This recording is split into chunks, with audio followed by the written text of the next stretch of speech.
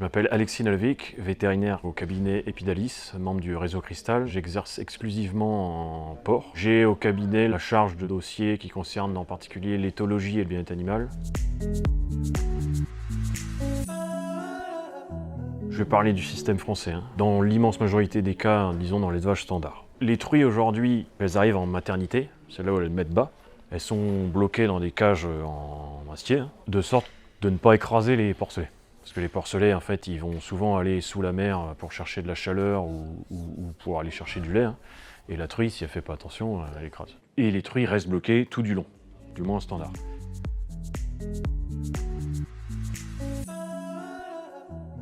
Aujourd'hui, il existe des alternatives, et c'est vers ça que tend de toute façon la réglementation, qui est que la truie, au bout d'un moment, selon le système, ça peut être tout de suite, ça peut être au bout de 3 jours après la mise bas, ça peut être au bout de 10 jours. Elle est libérée, elle est capable de tourner dans une case qui est plus grande.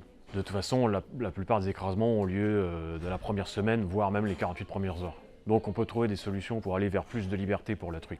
Il existe d'autres systèmes où les truies sont bloquées en case classique, mais il y a un couloir central qui est plus large, où en fait on va libérer au bout d'un moment tout le monde.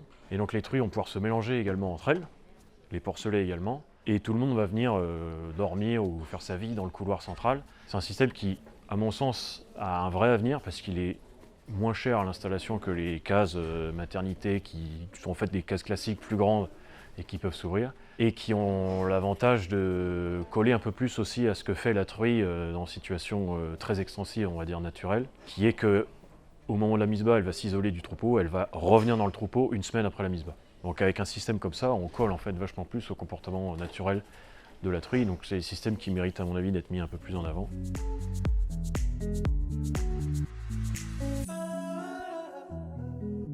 On s'aperçoit qu'on n'a pas forcément plus de problèmes d'écrasement avec ces systèmes-là, à condition d'avoir fait ça bien. Il faut un bon nid à porcelets, il faut qu'il soit bien chauffé, avec un sol plein, il faut qu'il soit confortable, etc.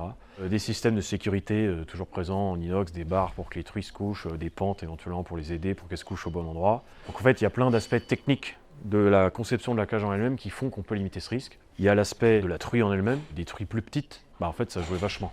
Aujourd'hui, avec les prolificités qui ont augmenté, on a certaines génétiques où les truies sont devenues assez imposantes quand elles sont adultes. Et là, clairement, il va falloir faire quelque chose. Il y a des choses à faire et des gens aujourd'hui, ça arrive à sortir des performances équivalentes, voire pour certains supérieures, dans des systèmes en maternité liberté.